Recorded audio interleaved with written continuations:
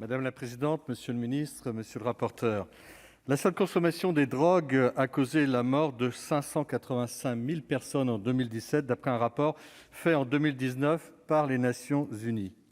Si les produits stupéfiants sont dangereux pour la santé de ceux qui les consomment, leurs trafics sont aussi plus généralement néfastes pour l'ensemble de la société. Ces produits font en effet l'objet d'un commerce lucratif dont les fonds viennent alimenter d'autres activités criminelles, au premier rang desquelles le terrorisme.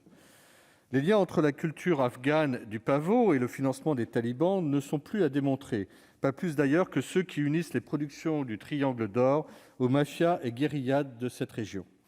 Parce que le trafic de drogue ne connaît pas de frontières, parce qu'il participe au financement d'actions de déstabilisation contre les États, ces derniers ont intérêt à unir leurs moyens dans leur combat contre la drogue, comme vous l'avez rappelé, monsieur le ministre.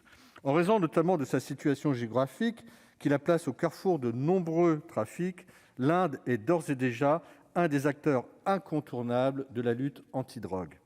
Le texte que nous examinons aujourd'hui vise à améliorer la coopération policière de nos deux pays dans ce domaine. Je fais partie des voix qui se sont élevées pour alerter sur le risque potentiel que prendrait cet accord. L'Inde applique la peine de mort à l'encontre des auteurs de certaines infractions relatives aux stupéfiants. Aussi, il convient de se demander si la France n'enfreindrait-elle pas ses engagements abolitionnistes en coopérant avec un pays qui, sur la base de cette coopération, pourrait condamner à mort des individus.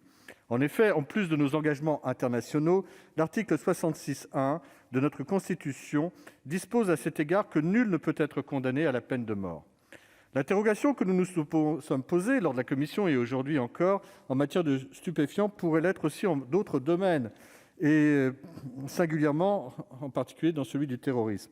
Faut-il coopérer avec des pays qui continuent à condamner à mort ?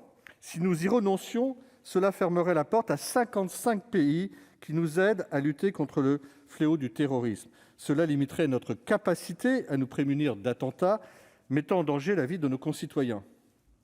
Chaque État est souverain et décide donc souverainement des règles qu'il souhaite promulguer. Il n'appartient à personne de dire à l'Inde, État souverain, démocratie de plus de 1,353 milliard de personnes, ce qu'elle devrait ou ne devrait pas faire. L'Inde et la France luttent toutes les deux contre le trafic de drogue et peuvent envisager de coopérer à ce sujet, dans le respect, bien sûr, de la souveraineté de nos deux pays. Nous devons analyser cet accord en s'assurant qu'il ne contribue pas à faire que la France concourt par ce canal à l'exécution de peines capitales.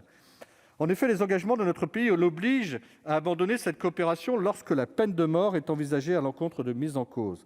Cette solution est celle qui est inscrite dans les accords qui concernent la coopération judiciaire et l'extradition.